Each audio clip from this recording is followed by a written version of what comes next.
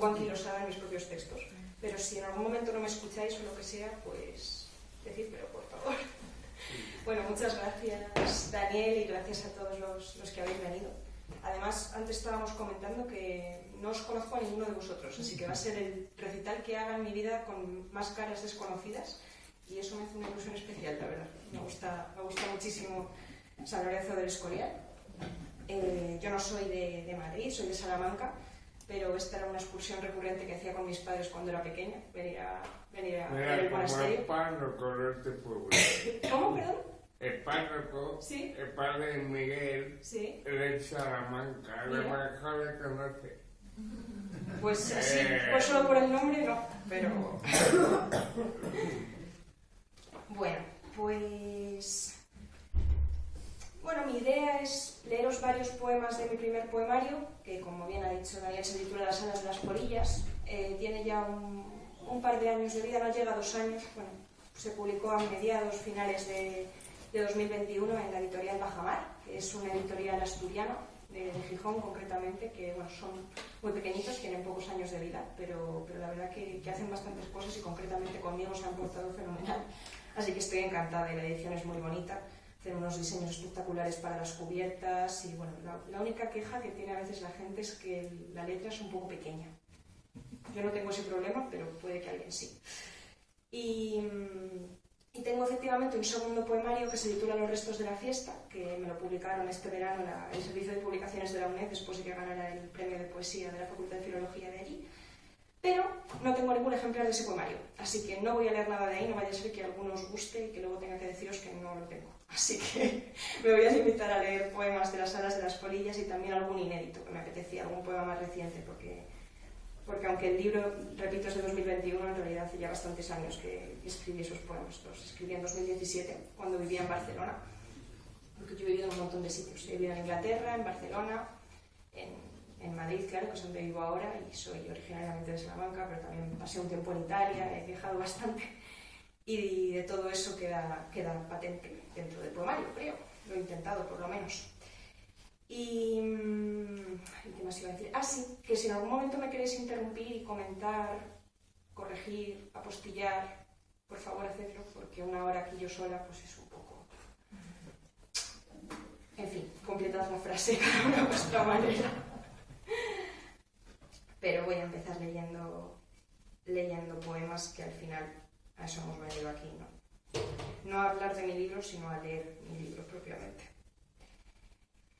Y voy a empezar contando... Sí, voy a empezar con el último poema del libro, que prefiero leerlo al principio porque tiene un tono bastante diferente al resto de poemas. Tiene un tono, le quise dar un tono mítico, un tono como de leyenda, casi como de narración oral.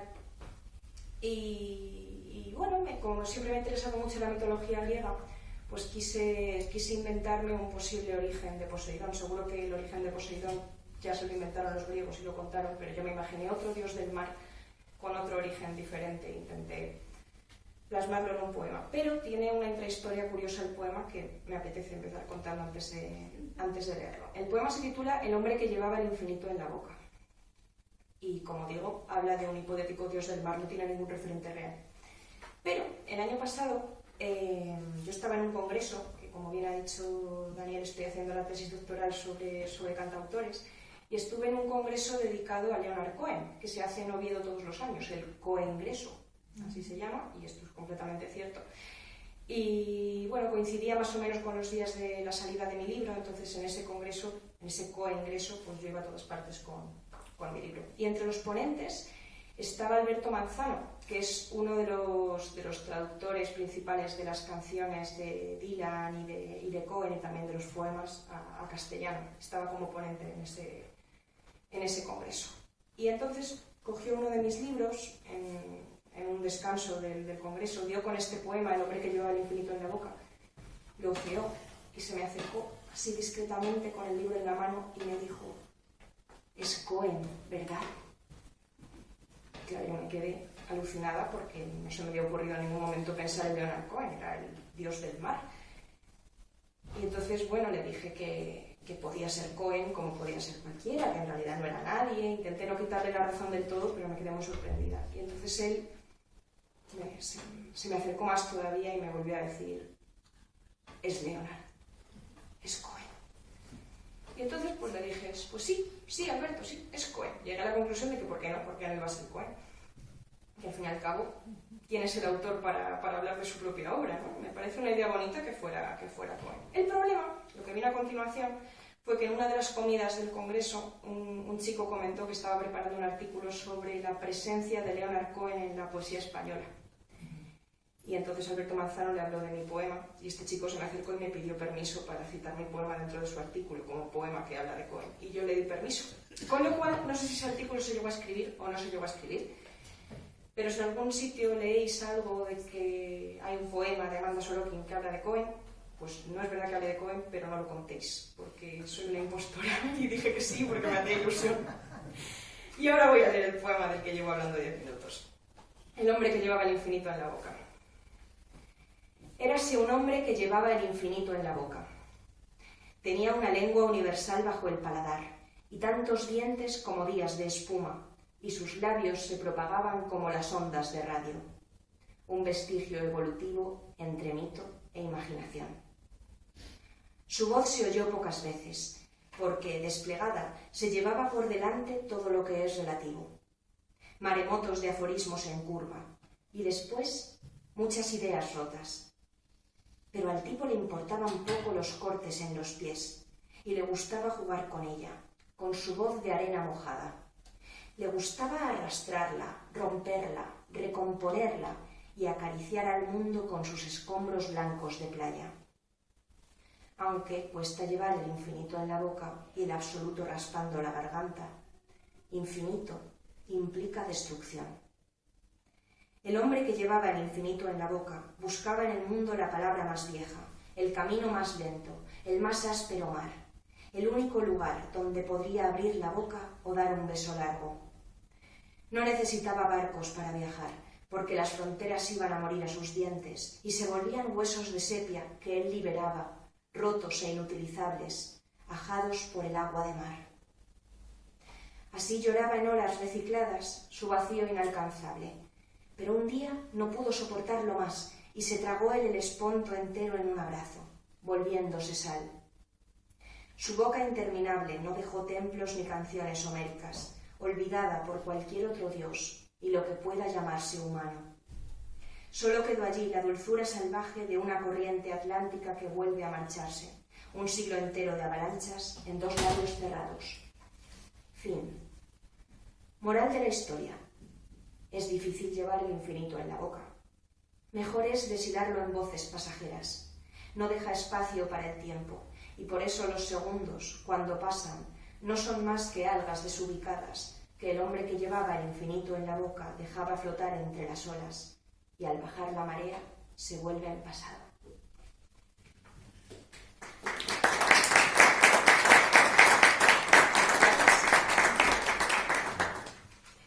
Bueno, pues este poemario mío, Las olas de las polillas, tiene varias series de poemas dentro con una temática común. Están los poemas titulados Antropofagia, que hay, si no me equivoco, Antropofagia 1, 2, 3, 4, 5 y 6, y Teoría de cuerdas.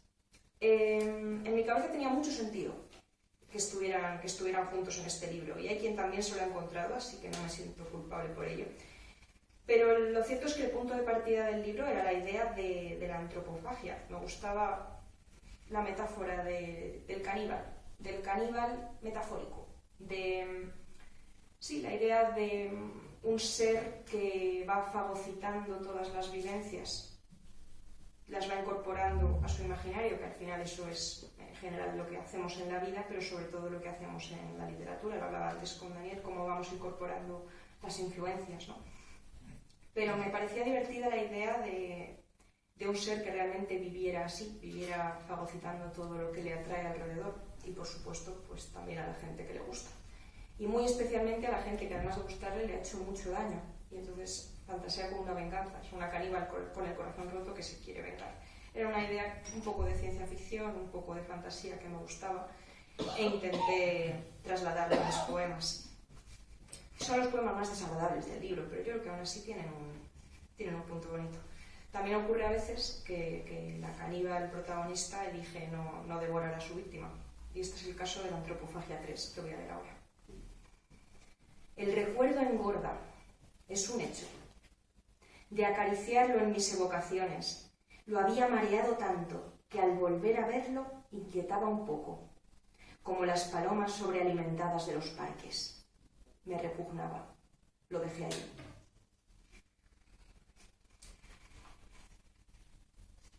Y, como decía, la segunda serie de poemas dentro del libro se titula Teoría de cuerdas, y ahí hay, me parece que otros 6 poemas de teoría de cuerdas. ¿Sabéis qué es la teoría de cuerdas? Así a grandes rasgos.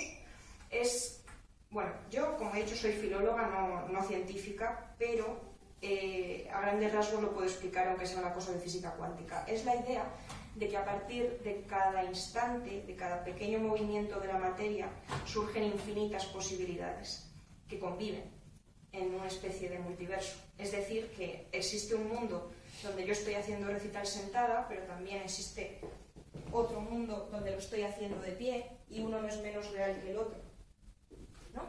Y bueno, eso tiene muchas aplicaciones literarias, porque uno se plantea en ciertos momentos de su vida donde tomó una decisión que parecía irrelevante y todo se desarrolló a partir de ahí, y otros momentos donde no llegó a tomar ninguna decisión y todo continuó y por tanto permaneció en la misma línea en la que estaba y no cambió de multiverso. Y entonces yo dediqué una serie de poemas en el libro a las cosas que hubieran podido ocurrir y que no ocurrieron, o que de ninguna manera pudieron ocurrir y sin embargo parecía que estuvieron a punto de ocurrir. Todas esas potencialidades, todas esas posibilidades me parecen mucho más inspiradoras que la realidad en la que nos acabamos moviendo.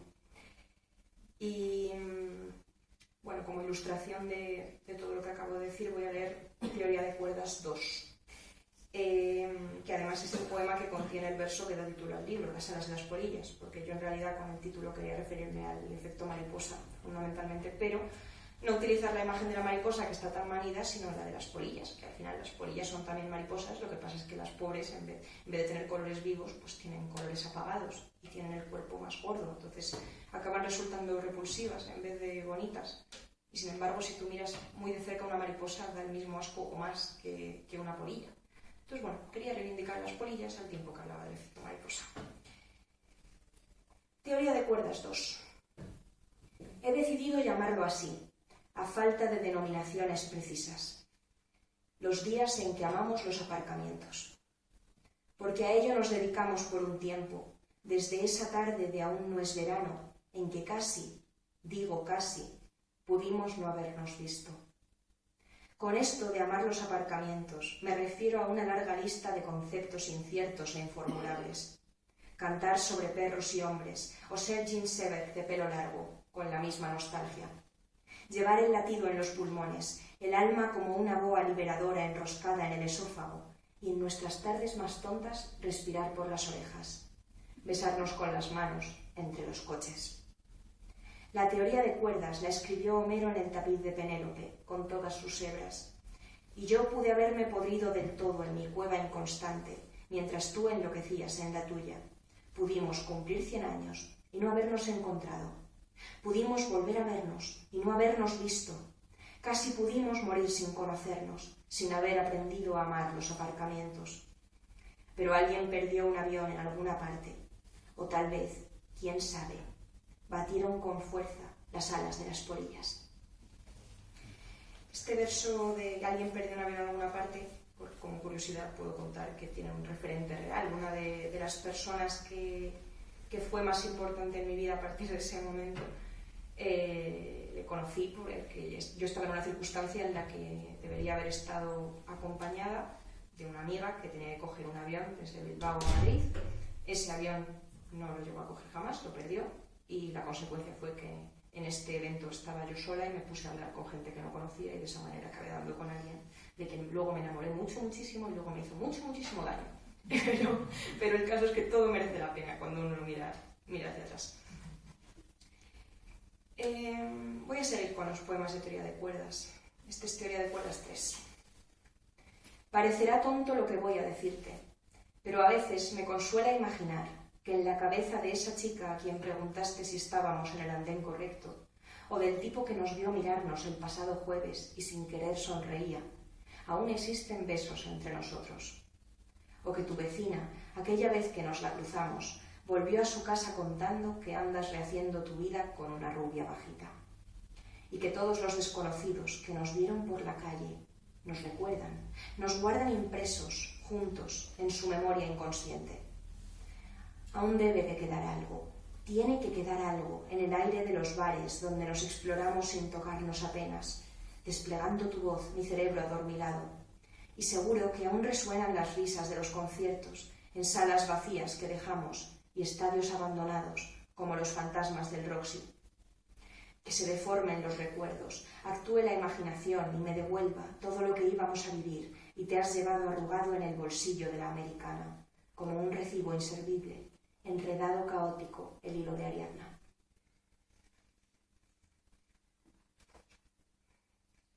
Bueno, esto se llama cultura general y es una pequeña reflexión sobre el lenguaje común que utilizamos y cómo muchas veces se distancia completamente de la realidad. Todos hablamos de Freud, como decimos, sublime y platónico y dantesco, pantagruélico, y nos creemos lo que cuentan sobre Dios y sobre el movimiento obrero. Y pensamos que aquello lo dijo Marx, y es de Voltaire esa frase tan bonita sobre la libertad. Y no sabemos dónde acaba el camino de Kerouac y empieza el de Gardel, pero igual lo citamos, lo destrozamos, apartamos a la masa de un empujón ulteriano. Sonreímos. Así se compone la cultura general, de residuos, lo que no dijeron otros o dijeron sin querer. Por eso, en verdad da lo mismo si construimos sobre imprecisiones, como castillos en el aire contaminado. Y menos importa a quién se atribuyan los méritos y las culpas, si son verdad o mentira las mil interpretaciones y vivencias de la misma historia. La distancia entre quererse y la enorme carcajada creo que se llama traducción libre. Esto lo dedico a los traductores del público, que sé que hay por lo menos uno, por lo que me enteré en el último ratito. Pues en la misma línea de este poema tengo otro titulado Domingo en la Plaza Cataluña. La Plaza Cataluña, como la Plaza de Barcelona, la Plaza Central de Barcelona. No sé si no es la Plaza Mayor, pero bueno, es uno de los centros neurálgicos de la ciudad. Porque, bueno, cuando yo vivía allí, en uno de mis largos paseos por la ciudad, porque era un año en que yo tenía mucho tiempo libre, tenía muy pocas asignaturas en la universidad ese año y me dedicaba a dar larguísimos paseos, me di cuenta de que la luz de los domingos nunca es igual que la luz de los lunes. Eso es algo que se comenta muchas veces, pero es completamente cierto. La luz de los domingos es reconocible, la de los sábados es reconocible y la de los lunes es reconocible, aunque en realidad deberían ser muy parecidas o prácticamente idénticas. Y yo me preguntaba si realmente existe esa diferencia entre las luces o si la atribuimos enteramente nosotros. Y yo creo que no, que existe, que los domingos preceden a nuestra idea de los domingos. Los domingos existen. ¿Tú lo sabías? Yo no. Creía que los domingos eran un constructo social como cualquier otro. Y era mejor despreciarlo, hacer como si no estuviera, porque, igual que a ti, me irritan las fronteras artificiales. Pero no. Se llama domingo a una conciencia salada que existe. Vaya si existe. Existe al margen de su arbitrario nombre. Discutiremos toda la vida si precede la esencia a la existencia y los términos a los conceptos, o al revés. Pero, ¿tú lo sabías? Ya existían los domingos antes de que yo naciera, y antes de que nacieras tú, que eres eterno, como el lenguaje, los océanos y la sabiduría popular. Esta luz dudosa de nubes, el sopor celeste e involuntario que nos vuelve taciturnos y nos lleva de paseo por inercia, no pudimos inventarlo nosotros. Nadie es tan listo ni tan creativo, y ningún hombre ha estado tan triste. Creo que voy a dejar un poco de lado las alas de las polillas y voy a irme con los poemas inéditos que mencioné al principio, que los traigo en papeles bastante arrugados porque no me gusta nada leer en el móvil y tampoco me gusta gastar papel, así que los voy reutilizando. Y algunos están hasta mojados, porque una vez recité en un río en Portugal un recital muy curioso, donde recitábamos con los pies en el agua. Y había una silla, habían puesto una silla de plástico en el río para quien quisiera utilizarla, y me sorprendió que nadie se había sentado. Y yo, pues creyéndome la más lista, fui la primera que me senté en la silla de plástico y nada más sentarme en la silla de plum. Hay fotos de ese momento que me gusta recordar, la verdad, pero la prueba es que esto está arrugado y no me deshecho de ello porque es agua del río Mondego, cerca de Coimbra. Y lo que no sé es cuál leeros, porque tengo 4 o 5 que me gustan bastante, que forman parte de un libro que de momento no está en ninguna parte. Quedó finalista este año del premio Adonais y allí estuve en la Biblioteca Nacional recitando y tal, pero no gané. De haber ganado lo habríamos comentado al principio seguramente, pero tengo esperanzas de poder colocarlo en alguna parte. A ver. Venga, Anacronismos, que me gusta considerarlo un poco mi poema single, porque he comprobado que suele gustar bastante, así que espero que sea el caso de hoy. Anacronismos. Aunque me perdí la Olimpiada de Barcelona, y el amor, dicen, no tiene edad, como el latín, las moscas y los volcanes, no puedo ocultar que estoy envejeciendo. Yo, que me marchito todas las primaveras, me estoy haciendo vieja, como esos rótulos mal escritos en inglés, las tiendas de electrodomésticos, los cibercafés, muy vieja, como la palabra sostén, como el terciopelo barato y el cine de Buñuel, vieja, como Vichy, Catania y Lisboa y la dulce garganta de Serrat. Viviré 100 años como tantos romanistas, pero vieja, como los baños de la facultad, los autocares de provincias, vieja de carretera en carretera. Aunque siempre me gustó vivir al revés. Quizá a mis 50 acabará el declive y vendrá entonces la ligereza que nunca tuve, mientras a amigos y amantes empiezan a pesarles las alas y las espaldas, el granizo en la palma de la mano, las nubes en el pelo. Por eso, en días como este, en que tengo la energía de un sauce llorica y he prestado por ahí las ansias de aventuras, me calma pensar que habrá tiempo para todo, incluso para secar los años de arcilla y escayola. Cuando sea joven, devoraré cerezas a 2 manos.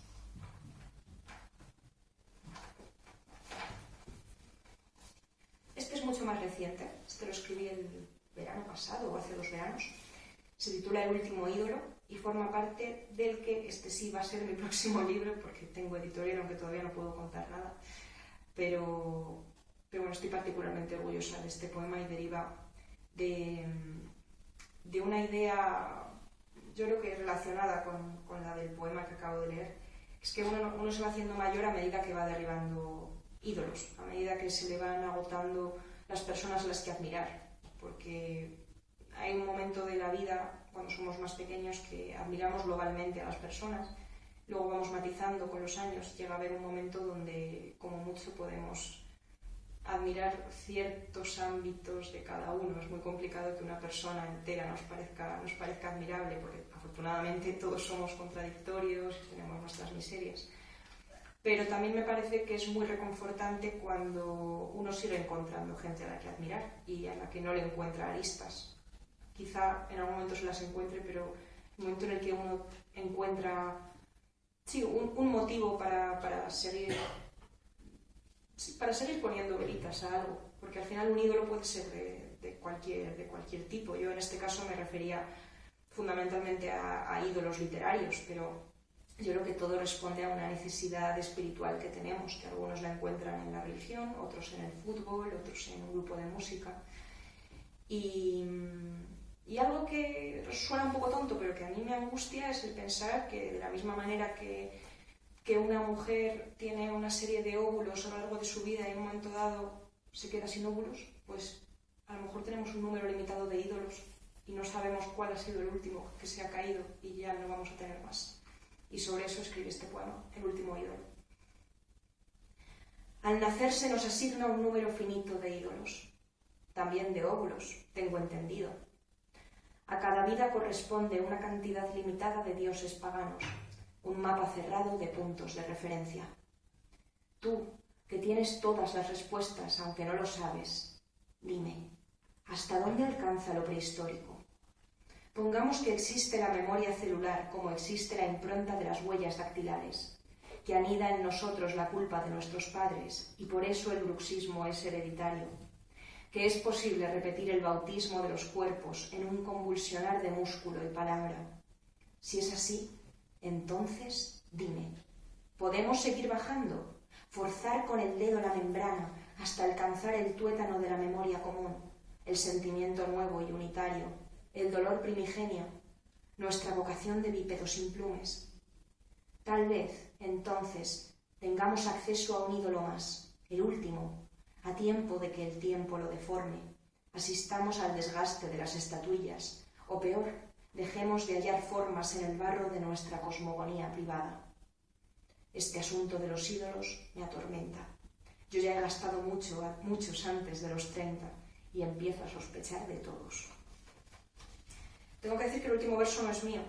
El verso original era y empiezo a sospechar que no me acompañarán siempre. Y la idea de empiezo a sospechar de todos es de Alexis Díaz Pimienta, que no sé si lo conocéis, es un poeta cubano, que por cierto me escribió el prólogo del libro que tenéis aquí, y es también uno de mis objetos de estudio en mi tesis doctoral. Él es poeta, no cantautor, pero tiene relación con una comunidad de cantautores a la que yo estudio. Y cuando leyó este poema me dijo que simplificara el final y pusiera eso y creo que ganó muchísimo. Y no me gusta leerlo sin citar a Alexis. Con vuestro permiso lo dejo en el suelo porque el cacao que tengo aquí de hojas ahora mismo es tremendo. Bueno, vamos con algún poema nostálgico. Instituto 1. Olíamos a lluvia y a pizza fría cuando los de ahora fuimos los de entonces y estaban por delante unos años muy incómodos. Era la vuelta a las clases, que llegaba y daba miedo, y tocaba elegir entre ponernos guapos o dormir un cuarto de hora más. Eran los dibujos feos de nuestros libros, cazadoras vaqueras con chapas de grupos anglófonos que ni conocíamos, y penes de tiza en la pizarra. Era una burbuja algodonosa y espesa, rosada y asfixiante como el algodón de azúcar. Era la edad de ya no ser niños y jugar en secreto todavía, y desollarnos las rodillas en el patio y crecer peligrosamente, mientras en alguna calle del recuerdo seríamos siempre detectives, cantantes y astronautas. Como veis, me gusta mucho recordar los años previos al instituto. Me da la sensación de que es muy difícil recordar cómo uno era si se tiene que quitar todos los estratos de épocas determinantes, ¿no? Cómo éramos antes de que ocurriera tal cosa, antes de conocer a tal persona. Y realmente cómo éramos de niños si todavía no habíamos vivido la experiencia traumática del instituto, por lo que hemos pasado todos, y no digamos luego todo lo que ha venido después, ¿no? Vamos a ver. El desastrito, poema basado en El Principito. Fuiste mi primera rosa. Luego intenté domesticarte, cuando en verdad el zorro era yo. Pensé que bastaría con desollinarte con cuidado todos los días, o bien recurrir a los pájaros salvajes para evitar desastres y desiertos. Esperaba digerir al elefante alguna vez, pero no funcionó. Al final me saliste baobab. Y así, con la bobada, me has reventado el planeta. Me gusta mucho El Principito. Es el primer libro que me leí en una lengua que no era la mía. Y así como mucha gente tiende a decir que es un libro sobrevalorado, a mí desde luego no me lo parece. Y me gusta releerlo cada tanto porque sigo encontrando cosas nuevas. No sé si seguir con los inéditos, si volver al libro. Venga, voy a leer algún inédito más. Carmen Consoli. Carmen Consoli es una cantautora italiana que me gusta mucho. Y la tengo muy asociada a un verano siciliano mío. Te imaginé descalzo de cara al Mediterráneo. Estaba siendo un verano difícil, con estatuas de sal fundiéndose a mi paso. La boca de la verdad abierta y desdentada, cariátides y peristilos rotos en el suelo de la cocina. Demasiado por limpiar, y yo había perdido las ganas y las buenas costumbres. Me hablaste un verano de las noches de Taormina, y yo fui a dar allí justo un año después, con hambre y con calor, la camisa sintética raspándome la espalda y preguntándome qué harías, dónde estarías esa mañana mientras el sol siciliano quemaba mis hombros flacos. No era justo para nadie. Tú te habías evaporado. Yo estaba lejos de toda materia viva y buscaba en el anfiteatro vestigios de algún mundo respirable. Siempre había admirado tu cordialidad y te había dado igual. Me habías dejado allí sola, lidiando con mi psique turbulenta y echando la tuya de menos, buscando tu voz entre las piedras ajadas, dudando de todo, de mi vida entera y de tus últimos meses. Te sigo queriendo a lo bestia. No pienses que te haya odiado ni siquiera por un rato. Pero cuando te escondes por las calles de Madrid o me dicen que no te quiero tanto, que puedo vivir sin ti y eres solo uno más de mis caprichos, pienso que no saben nada. Y recuerdo que alguna vez me hiciste preguntarme si he sido de verdad la bambina impertinente, si sirve para algo saber latín o hablar en italiano con las moscas. Como veis, lo del latín y las moscas aparece en varios poemas. Me parece una imagen original y veo que me repito, pero bueno.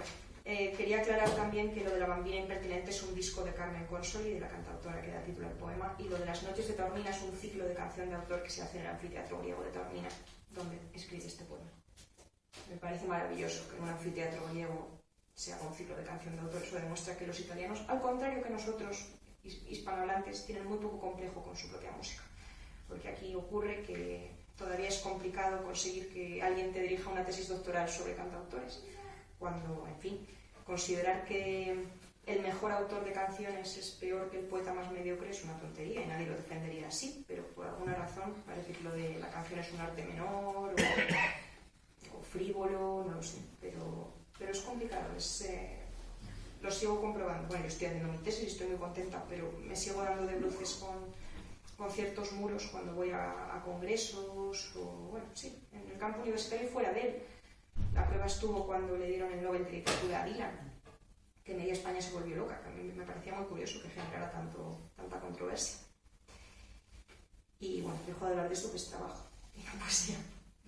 Voy a volver al libro, luego a lo mejor retomo los inéditos, pero voy a volver a las polillas. Este es un poema que hice en Salamanca, sobre la calle Toro, que es la calle principal, la calle comercial principal de Salamanca, que conecta la Plaza Mayor con la Plaza de España. Y bueno, sí, es una de las arterias comerciales principales de la ciudad. Y me di cuenta de que una calle exclusivamente dedicada a tiendas por la noche es una calle que no tiene sentido, porque las tiendas están cerradas y además hay muchas calles paralelas por las que uno puede discurrir con la misma rapidez, con lo cual nadie elige nunca la calle Toro para ir del punto A al punto B, que se concibe como una calle comercial, y todas las calles paralelas que tienen mucho más que tiendas se toman como opción por la noche. Entonces un día yo decidí ir por la calle Toro de noche y pasé un poquito de miedo. Me pareció que de repente mi ciudad se había convertido en otra cosa, y además era una época en la que yo leía mucho a Lovecraft y se me ocurrían cosas muy raras. Sombras, Platón o la calle Toro. La calle Toro es, en Salamanca, lo más parecido al metro de Madrid. Horas y horas de caras desfiladas, por la mañana, tropiezos de una ciudad que no entiende multitudes, griterío de instituto, de soy joven y loco, por Dios, preadolescente, y son las 5, arrullo de bolsas con vestidos de algodón, por la mañana. De noche el suelo desaparece, y la calle Toro se convierte en el foso insondable de un exín Castillos, nuestra propia memoria perdida. Yo he visto en él cocodrilos con forma de sombra, y nunca al revés, porque las sombras no parecen cosas ni cocodrilos. Las cosas parecen sombras, las convertimos en sombra. Nosotros, con la mirada y lo poco que sabemos, inventamos la sombra, pero no a los cocodrilos, sin restarnos el mérito de dibujar la palabra cocodrilo y trazarle una senda semántica magnificadora. Que no te engañen, no existen las sombras. Las sombras, como la romanística, son los padres. Y sombra es la calle Toro, cuando de noche estás solo con el suelo pedregoso, ha llovido y te asustas, porque entonces brillas, crees que brillas, pero solo una vez, y solo por haberte vuelto sombra. Interseccionismo, y esto tiene también intrahistoria. Como ya he dicho varias veces a lo largo de del recital. Yo vivía en Barcelona en el momento de escribir el libro y estaba terminando la carrera allí y tuve una asignatura muy curiosa. Me convalidé una literatura portuguesa, así en general, que había en Salamanca, por una asignatura monográfica sobre Pessoa que daban en la Universidad de Barcelona. Se llamaba de Pessoa a Saramago, pero la realidad es que fue todo Pessoa hasta la última clase, donde por rellenar un poco pues hablamos de Saramago. Pero eso hizo que me obsesionara mucho con Pessoa y con la idea de los heterónimos. Por eso, de hecho, me cambié el nombre. Yo no me llamo Amanda ni mi apellido es Sorokin, y mi idea es seguir creando heterónimos, pero de momento solo tengo este. Y también una idea que me llamó mucho la atención es que Pessoa inventó una vanguardia, creó un ismo que solamente cultivó él, que es el interseccionismo. Existen 6 poemas interseccionistas en el mundo, que es una serie de poemas firmados por Fernando Pessoa, además con su propio nombre en este caso, que se titulan Lluvia oblicua, y lo que describen es una confluencia de planos, una confluencia de paisajes. O sea, la imagen que describe el interseccionismo serían 2 manos haciendo así, un plano y otro plano que no tienen nada que ver y que de repente visualmente confluyen. Me pareció una idea muy curiosa, y en estos poemas de Pessoa pues hay un bosque que confluye con las pirámides de Egipto, una hoja en el papel que te lleva de repente a un puerto donde están entrando los barcos, al tiempo que hay árboles de fondo. Me parecía muy curiosa la idea de la confluencia de planos. No va más allá de ahí, vamos a crear una cosa puramente estética, tal como yo entiendo el ismo, y además prácticamente no se ha investigado. Me parecía interesante porque yo he encontrado rasgos interseccionistas en canciones. Algo que no es frecuente en la poesía, sí es frecuente en la canción. Lo he encontrado en canciones de Jorge Drexler, de Silvio Rodríguez, de Javier Crae, de Alberto Pérez. Este recurso de mezclar paisajes imposibles en un solo plano.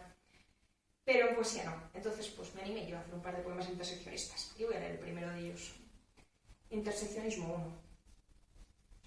En casa de mi abuela había flores de cerámica, maderas oscuras y sillones dorados, un viejo equipo de cine, relojes y candelabros y cintas de vídeo, y recuerdo mucho terciopelo verde. La casa de Zamora donde creció mi madre la he encontrado aquí, en una cafetería de Girona, con mesas de mármol y estucos y azulejos, y el jazz de mi primera adolescencia. ¿Para qué sirven los trenes y los barcos si al final volamos de vuelta hacia la misma orilla? Viajar, lo llaman, seguir esquivando multitudes en escenarios diversos. Que nos apure otra vez el vals lento de las cucharas y el sueño de los vasos medio llenos que no golpean la barra pidiendo más. Ventiladores y arbolitos japoneses, refugio de caminantes hastiados, para quien sabe llorar de odio y hoy ama hasta la misma náusea. Lo escribí en una cafetería de Girona, donde descubrí que como parte de la decoración había varios elementos que estaban en la casa de mi abuela en Zamora, que apenas recuerdo porque mi abuela murió cuando yo era muy pequeña, pero tengo recuerdos dispersos de la casa y lo fui a encontrar allí, en Girona. Me pareció muy, muy curioso y se me ocurrió hacer ese poema interseccionista, que me quedó menos evidente que los de Pessoa en cuanto a la idea de la confluencia de planos, pero no me quita el gusto de titularlo interseccionismo. Y voy a leer uno que se titula The End, en referencia al clásico final de las películas antiguas, aunque ¿cómo vamos de tiempo a todo esto? ¿Estamos cerrando o no estamos cerrando? Bien. No, o sea, no estoy cerrando, ¿no? Bueno, Pues no estoy cerrando, pero el poema se titula The End y tiene una historia curiosa. Y es que, bueno, yo tengo un poeta favoritísimo en el mundo, que es Luis Alberto de Cuenca, con quien, por cierto, tuve el gustazo de recitar hace poco en el Ateneo de Madrid, en diciembre. Fue el momento de mi vida, vamos, mi hora de realización poética. Y a mí me encanta Luis Alberto de Cuenca, lo leo desde hace mucho tiempo, pero tiene un poema que se titula El abrazo, que yo leí mucho tiempo después de haber escrito este que voy a leer, y sin embargo se parecen muchísimo. Y quiero recalcar, no había leído ese poema, lo sé porque yo me he ido comprando muy de a poquito los poemarios de Luis Alberto. Me gusta la idea de que todavía me queden libros enteros de él por leer, y por tanto puedo tener también muy controlado qué cosas había leído en determinado momento. Y este poema lo escribí cuando yo estaba de Erasmus, y ahí no tenía el libro donde figura este poema. Pero bueno, el mío habla de un beso y el suyo de un abrazo, pero son muy parecidos. Tienen el mismo número de versos, el principio y el final son prácticamente idénticos y tienen otras confluencias dentro del de la propia poesía, varias imágenes y comparaciones. No es la primera vez que me pasa, hay otro caso que luego lo voy a leer, pero bueno, esto Luis Alberto lo sabe y me lo perdona, no se piensa que le he copiado el poema, que me he basado en su poema para hacer este, pero realmente es una cosa muy curiosa. En el Ateneo los leímos los dos juntos y una vez en la radio, también en Radio Nacional, leímos el suyo y el mío, como fenómeno curioso, y menos mal que me ha creído, porque podría no haberme creído y pensar que es una imitación, pero es una confluencia muy bonita y que a veces ocurre, porque al final de alguna manera está todo escrito, todo dicho, y tiene sentido que, no sé, que si a mí me gustan tanto sus poemas es porque compartamos cierta sensibilidad y en un momento dado nos puedan salir cosas parecidas, pero aún así es muy llamativo, porque formalmente también se parece, no solo es el mismo tema, es bastante sorprendente. El suyo es mejor que el mío, pero no me he creído el suyo, no se me ha ocurrido, así que voy a leer. Bien. Fue un beso largo y penetrante como la mejor mirada de la historia del cine. Godard en un silencio interminable. Un beso de aquellos en que se transparenta el alma por el cuerpo del amante maltrecho, como las venas pálidas de las mariposas. Un beso que cuesta recordar cuando estás solo, porque el otro se ha llevado tus glándulas sensibles y el extremo último de tu alcance vital. Por este beso existieron el insufrible Becker, el ambicioso Petrarca y hasta el primer poeta estudiante. Al final, casi sin querer, hemos encontrado la célula embrionaria de la humanidad. Y este otro, que se titula Lluvia ácida, como digo, tiene una historia parecida, y además, en el caso del de Luis Alberto, bueno, yo ya leía a Luis Alberto en el momento de escribir el poema, aunque no hubiera leído ese poema en concreto. Este es más llamativo aún porque yo ni siquiera conocía al poeta que había escrito un poema muy semejante. Es Alexis Díaz Pimienta, que como he dicho antes es el prologuista de mi libro y uno de mis objetos de estudio. Mi poema es de 2015 y el suyo es del 95, pero yo su poema lo leí en 2019, después de haber conocido a Alexis. Y también no son tan parecidos como el mío y el de Luis Alberto, pero tienen también rasgos comunes y hasta el punto de que he introducido el poema por una cita del suyo, porque parece que si uno lee el suyo y después el mío o al revés, se resignifican mutuamente. Lluvia ácida. Y a nadie se le ocurra tocar el saxo un jueves. Alexis Díaz Pimienta.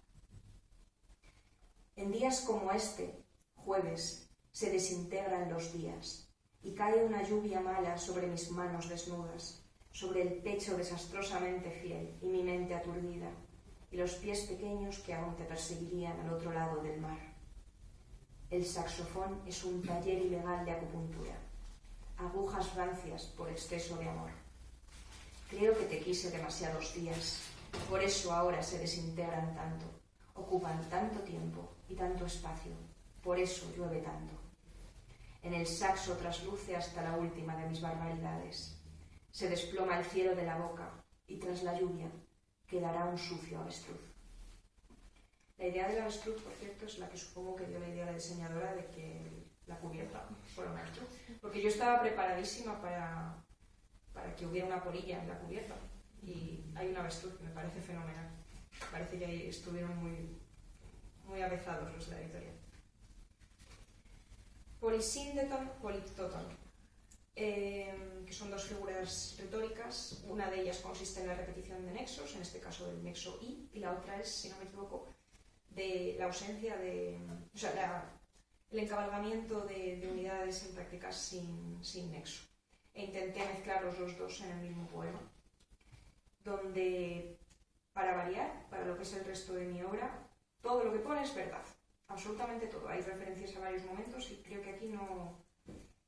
Intenté buscar dentro de mi experiencia personal las vivencias más literarias, que es algo que hay que evitar hacer totalmente. Hay que intentar, no es no hablar sobre uno porque a nadie le interesa tu mundo interior, hay que intentar hacer otra cosa, hay que intentar trascender eso, porque la mochila de cada uno ya se la llevan nuestras parejas, nuestros hijos, nuestros padres. Entonces en la literatura hay que intentar hacer otra cosa.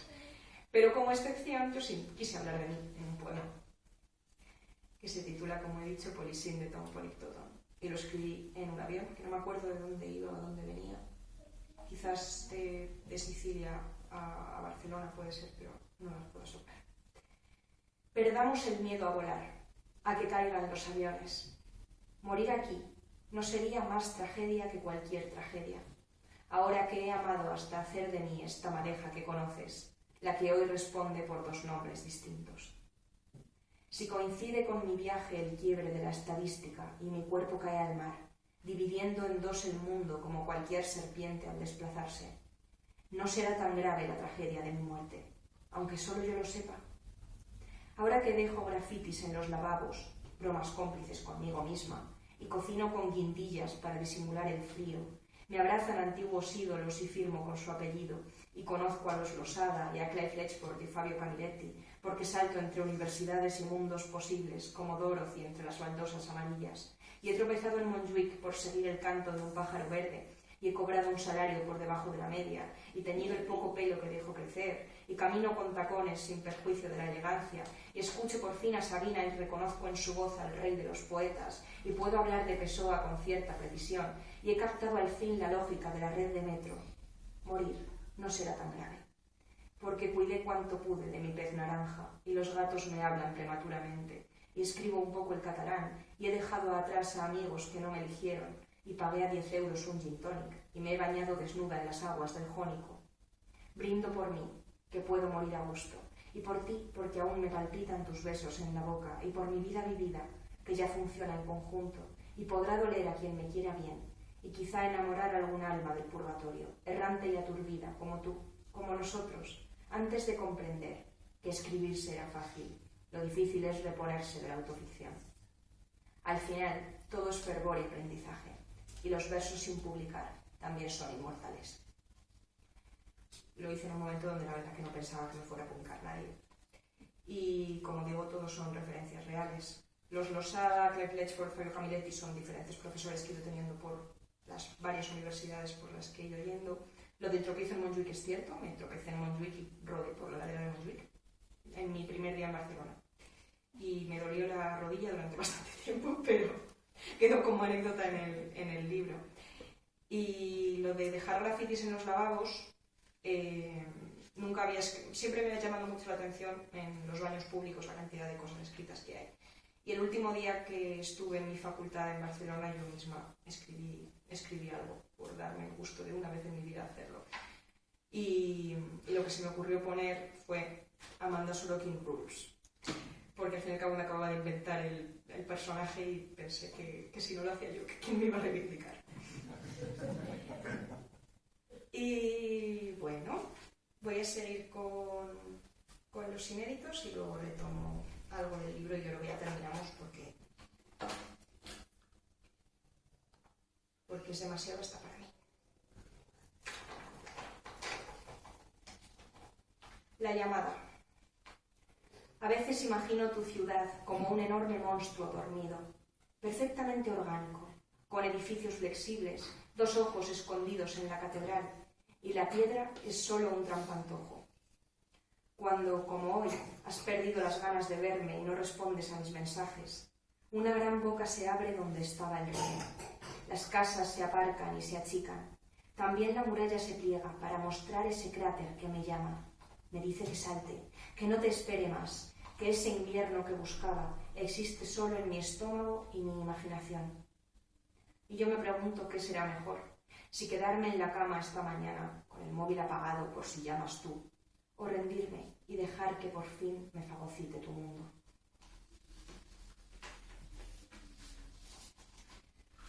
Este se titula No fumes, Irene, y también os explico la intrahistoria. Mira, esto también tiene referente real, no solamente el anterior. Durante un curso de verano que hice hace años en Francia, estábamos como estudiantes, gente de muchas nacionalidades diferentes, y había una chica que era griega. Y por alguna razón a mí me fascinó conocer a una chica griega, porque cuando uno habla de Grecia y pues piensa en Grecia y en Roma, piensa en la época clásica, piensa en que no existen griegos modernos, solamente griegos clásicos. Entonces de repente conocer a una chica de mi edad que fuera de Atenas me parecía algo extraño, algo como si hubiera encontrado un ser mitológico. Y se llamaba Irene, que en griego, como sabréis, significa paz. Y además era muy guapa, era pelirroja y tenía el pelo rizado, larguísimo, parecía realmente sacada de un mito griego directamente y llevaba siempre vestidos largos. Bueno, yo estaba fascinada con esa chica. Desde mi heterosexualidad yo estaba fascinada con esa chica. Y de repente un día, en la puerta de la escuela, vi que estaba fumando. Y me pareció fatal que fumar. O sea, era un anacronismo, no podía fumar. Ella pertenecía a la Grecia clásica, estaba allí por casualidad. Y además, eso, era tan guapa y tenía la piel tan estupenda y el pelo así. Digo, pero ¿santo de qué? A mí me parece que fumar en general es una tontería, pero fumar en mi generación es una tontería más grande porque ya hemos crecido sabiendo que fumar es malo. Con lo cual, bueno, el mi ídolo caído de ese verano fue Irene. Y le hice un poema, que nunca lo sabrá. Afortunadamente no hablaba español, ni he intentado nunca contactarla para contarle esto, porque también diría que quién era yo para opinar sobre su hábito, sobre su dañino y horrible hábito de fumar. No fumes, Irene. Irene es una decoradora ateniense. Tiene en los ojos el cielo de la Acrópolis y le gustan los vestidos largos. Se han hecho famosos sus pies morenos, las sandalias de plata que excitaban a Safo. Irene juega con el pasado y las viejas glorias, por algo es decoradora. En ella nació Occidente y el 15% del léxico castellano. Y hoy la he visto fumar. Resulta que Irene fuma. ¿Pero para qué fuma? Si el fuego de Prometeo le crece en la cabeza, como la luz, en todas las direcciones, y Homero escribió sobre su piel. ¿Por qué, Irene? ¿Por qué? Por los dos dioses. ¿Quieres que la fragua de Hefesto te desborde los pulmones? Me haces pensar, Irene, en la corrupción de los cuerpos, el relajo de las costumbres, los imperios decadentes, la podredumbre moral, el mal de la piedra, las algas en el mármol. Volvamos a las polillas y, con vuestro permiso, voy a mirar si leo 2 o 3 más y ya termino. Teoría de cuerdas 4. Esa tarde de 2025 recordaré, contigo leyendo al otro lado de la cama, el funesto 2016, cuando vivías en mi cabeza y llegué a pensar, ya ves tú, qué tontería, que me habías abandonado. Te acercarás de repente, buscando el cuerpo que seguro para entonces te habrás aprendido de memoria. No encontrarás en mí la perplejidad ni estas ansias, el deseo paralizante que, me hago cargo, hace tiempo me afeaba. La huella de 10 años contigo me habrá vuelto atractiva. Está claro que nosotros no servimos para ser solo recuerdo, no sabemos hacerlo. Así que yo, porque para entonces puedo permitirme rechazarte, me revuelvo y te cuento lo que estaba pensando, y cómo en 2016, al principio del verano del año sin verano, estuve cerca de tragarme tu gran broma final. Y ahora sí, esa vez sí, entonces sí, nos moriremos de risa.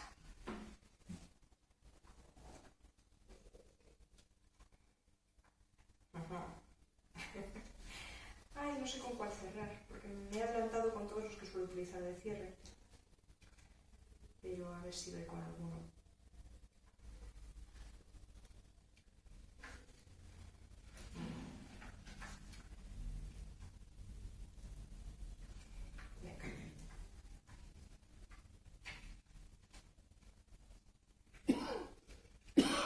Perdón, que me ha pillado un poco por sorpresa mi propio final.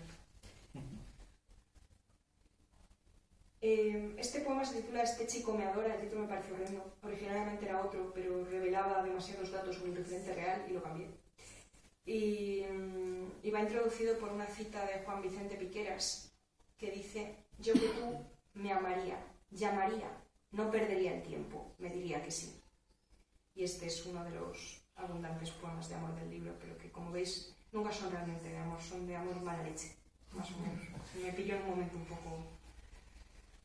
poco maduro a la hora de digerir las cosas. Este chico me adora. Lo leo en su boca descomunal cuando sonríe. Lo sé, este chico me adora. Los amigos no se quieren tanto.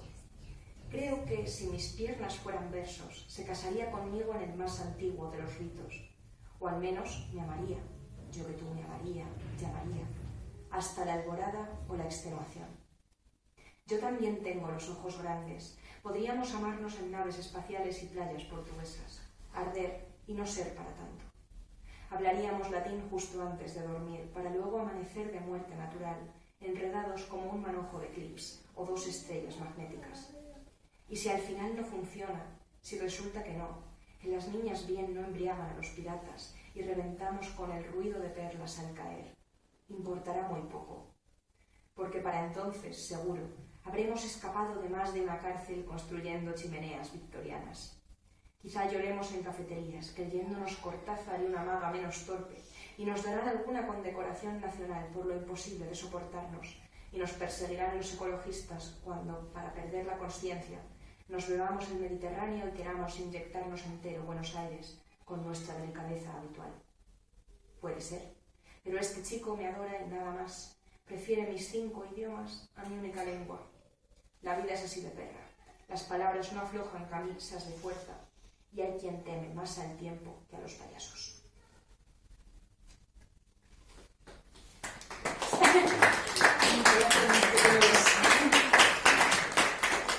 Porque este me gusta y no me había dado cuenta de que estaba. Todavía no me acuerdo de qué poema está dentro del libro. Es lo malo también de que haga tanto tiempo que lo escribí, que siempre cuando lo estoy hojeando digo, ostras, que esto estaba aquí. Aeropuerto. Hacerse mayor era esto, pensé, apurando mi café con leche vegetal, un síntoma más de mi eterna decadencia. Ver despegar sola a los aviones, mientras sonrío con cara de sueño a viajeros y azafatas. Volver, aunque no debería, a la isla peligrosa donde quizá fui feliz un verano. Y después, un abrazo conocido y 3 noches sin dormir. A mi vuelta contaré solo lo bueno. No diré que en mi almohada convivieron el calor siciliano y sus desvelos, gemir con ganas y recordar cosas tristes. Hacerse mayor era esto, pienso ahora sin café. Aprender a hacerse hueco, no saber cuándo callar o si protestar merece la pena, porque todo es infinitamente plano y todo se reduce a los aciertos del hombre y sus bloqueos. Si vuelan los aviones, voy a tirar mi vaso de cartón. No es por la curva perfecta de sus alas. Gracias.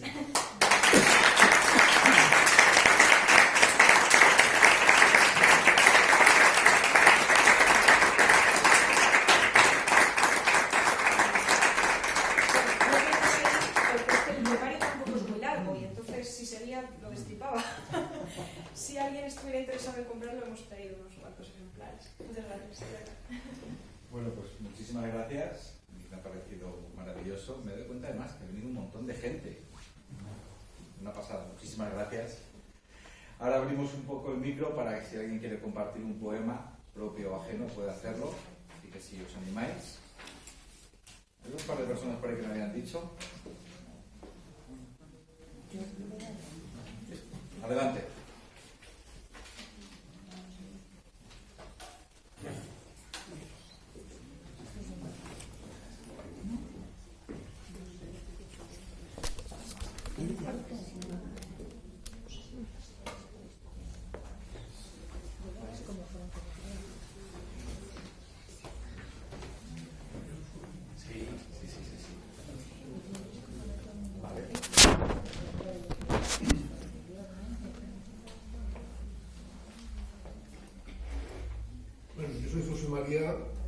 María, no como Amanda que no se manda, pero bueno, eso. Y soy de pueblo, eso se me ve en la cara. Entonces, cuando yo era niño, vi nacer un almendro y lo contemplé luego ya de mayor, me impresionó. En estos días estamos viendo los almendros que se están empezando a florecer y es una auténtica maravilla. Yo siempre que hablo de los almendros, hay mucha costumbre de ir a ver al Valle de Jerte el florecimiento de los cerezos. Hay un espectáculo, a mi juicio, todavía superior. Es ver los almendros en Alicante, en el centro de la provincia de Alicante, saliendo por San Vicente del Raspey, ir a ver a Gos, Ibi, Tibi, Castalla, todos aquellos pueblos, Gijona, Alcoy. Es una zona desértica todo el año, excepto estas fechas. Es impresionante. Lo de los almendros es una maravilla allí ver aquello. Pues en homenaje a los almendros, aquel almendro de mi pueblo, yo voy a recitar este poema. Se titula precisamente El almendro del Bardal. Tiene un entrante y luego propiamente el poema. Alegoría y parábola.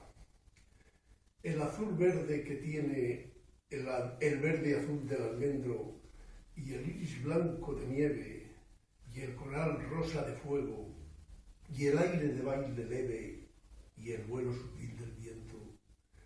Mariposilla que viene buscando el néctar de un beso, tarde de febrero, llueve. El pétalo del recuerdo tiñe de nácar el alba, la tarde de terciopelo y enluce de primaveras las horas de mis silencios. Y ahora comienza el poema propiamente. Para Dios. Fe de vida y memoria. Como si fuera ayer y cada año, cuando llega febrero y se despierta la sangre entererida, vuelvo hacia ti mis ojos y te veo presto a teñir de albura la colina. Era yo niño entonces, pastorcillo en las tardes de invierno, faenaba cuidando del ganado por los cerros, donde el sol encendía los gamones y el céfiro del norte besaba al heliotropo. Breves tardes aquellas con vista a primavera. Caprichosos celajes y arreboles empañaban, velando de matices nacarinos, la prístina viveza de los cielos, iridiscencias de añil tornasolado. La cima de El Bardal fue la alta cuna donde viniste al mundo por sorpresa. Recuerdo haberte visto siendo infante, cuando apenas despuntaba entre las jaras tu capa de pimpollo aventurado. Tendría por entonces no más de 15 años. Fue la primera vez, con emoción profunda divisé, luciendo esplendoroso tu estampa deslumbrante, macizo arrebatado de gardenias.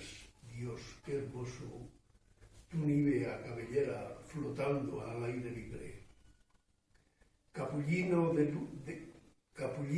de lis sobre el otero, inquieto enjambre de mariposas blancas, de pétalos sangrando, goteando rubíes y esmeraldas, blanca novia de nieve, nieve de sangre cálida, prendiste en mi memoria el fuego y la nostalgia.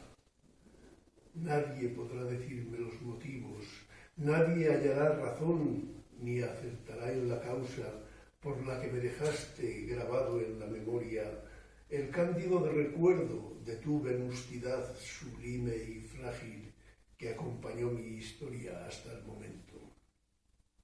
Amena evocación de cada día, tu blanca redondez estremecida y sola ha llenado de luz las trémulas ausencias que ocultan en sus senos maternales los cúmulos nevados que invaden mi vía láctea. Hoy, como ayer, ya visto ganas, regreso nuevamente por sendas nemorosas hacia el este. Miro tu estampa volandera, nítida, filigrana de azul en el bardal y me renaces al candor de la infancia. Quiero verter mi sangre en tu blancura, sentir tus brazos de ángel vaporosos, exhalar el saumerio de tu encanto, la fragancia sin par de tus racimos, retomar y ser niños, siempre niño, mirar tu virginal pureza y extasiarme, y volver a la tierra cuando llegue, y a tu sombra dormir en el sueño eterno.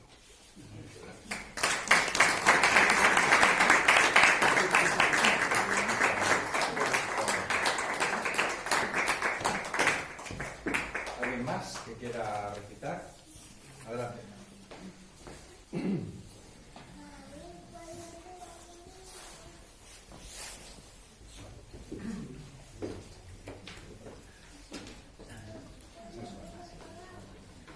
Bueno, así sin más voy a leer un par de poemas. Yo soy el traductor al que se lo pedía. Pero no los voy a explicar porque, bueno, que se expliquen por sí mismos. De pronto 3, pero son muy cortos. Vengo de Latinoamérica, en fin. El aleteo de tus párpados me exilia de la noche desolada. Desnudo persigo mis pasos hacia el ignoto sur de tu cuerpo. El tiempo ha desaparecido, se ha convertido en acto, en tiempo nuevo, y nuestros cuerpos entrelazados navegan a vela alzada hacia el misterio. Dos soledades y un solo encuentro en el abrazo, dos bocas ardientes y un solo beso, sellando un pacto de amor y olvido. Camina el funámbulo sobre la fina cuerda que lo separa del abismo. Su única opción, ir al frente como el buen soldado. Camina el funámbulo en las alturas como una frágil porcelana de Sefé, y tras cada paso suicida firma un pacto con la belleza. Camina el funámbulo sobre la fina cuerda, aferrado a su cruz de garrocha. De repente, trastabilla sobre su vía dolorosa, parece que va a caer, mas su cuerpo se tensa, se encorva, por un instante permanece inmóvil hasta que retoma el equilibrio. Camina el funámbulo sobre la fina cuerda, su último paso, presagiando el final, alcanza a improntar en el aire la huella congelada de la eternidad. Y este último. De la noche bebí la deslechada luz de las sombras sobre el oscuro mantel de la soledad. El acre sabor a hueso y cenizas, y aún llega a mí el eco de una de sus flores, susurrándome al oído, no me olvides. Recuerdo los dubitativos pasos del tiempo que cruzaba la noche con pasos de ciego, como quien atraviesa un bosque de niebla.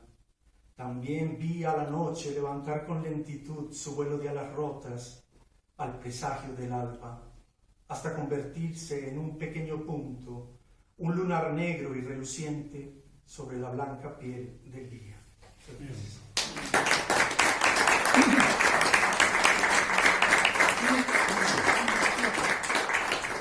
¿Alguien más?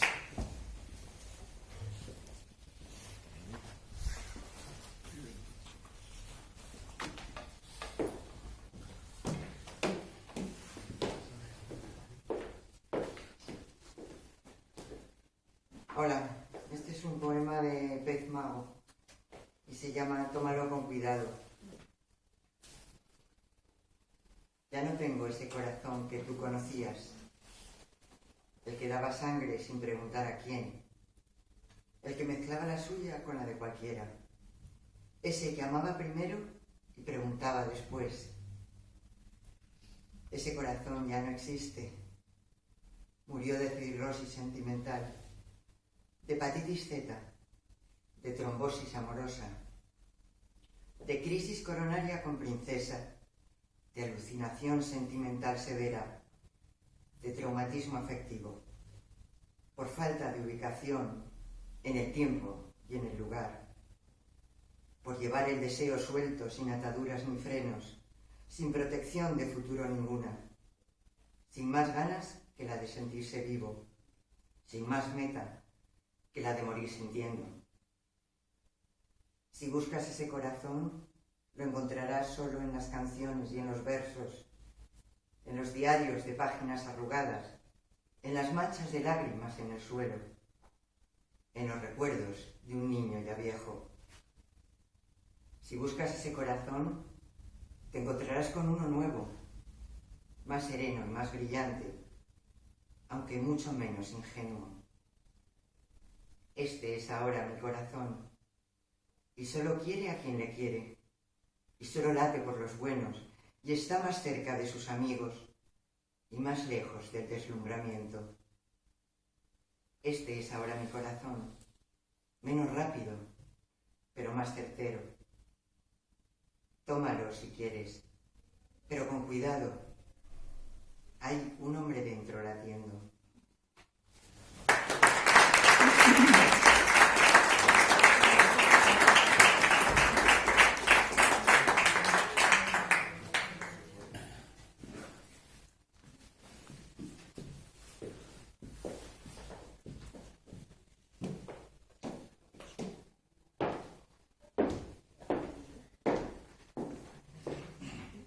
En los próximos días se va a cumplir un año del comienzo de la guerra en Ucrania. Es un aniversario muy señalado, pero no debemos olvidarnos de que cada día prácticamente es el aniversario de alguna guerra que empezó en algún sitio del mundo. En el año 1937, Vicente Aleixandre escribió un poema que se llama Oda a los niños de Madrid muertos por la metralla. En esa ocasión está claro que se refería a una guerra muy determinada, pero por desgracia ese poema se puede aplicar a cualquiera de las muchas guerras que asolan nuestro mundo y que me gustaría que sirviera para despertar las conciencias. Bajo la luz de la luna se vieron las hediondas aves de la muerte, aviones, motores, buitres oscuros cuyo plumaje encierra la destrucción de la carne que late, la horrible muerte a pedazos que palpitan. Y esta voz de las víctimas, rota por las gargantas, que irrumpe en la ciudad como un gemido. Todos lo oímos. Los niños han gritado. Su voz está sonando. ¿No oís? Suena en lo oscuro, suena en la luz, suena en las calles. Todas las casas gritan. Pasáis y de esa ventana rota sale un grito de muerte. Seguís. De ese hueco sin puerta sale una sangre y grita. Las ventanas, las puertas, las torres, los tejados gritan, gritan. Son niños que murieron.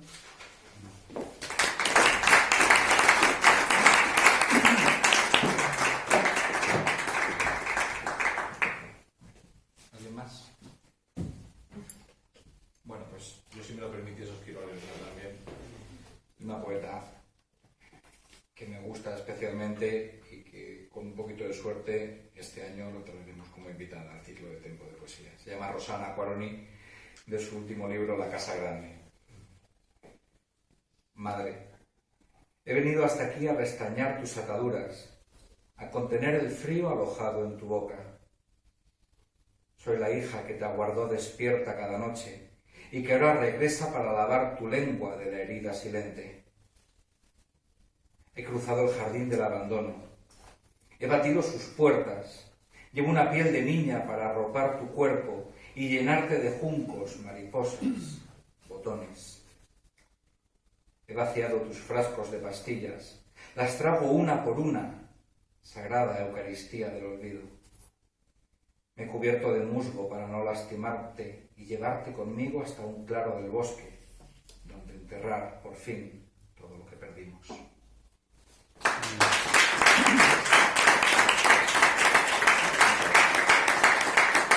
Quiero agradeceros que hayáis venido a escuchar los versos de Amanda. Recordaros que somos la Asociación Cultural Florida Blanca, que hacemos este ciclo mensual. Y todavía no tenemos fecha para el del mes que viene, pero podéis seguirnos en Facebook, lo iremos anunciando y os esperaremos con los brazos y los libros abiertos. Muchísimas gracias por venir.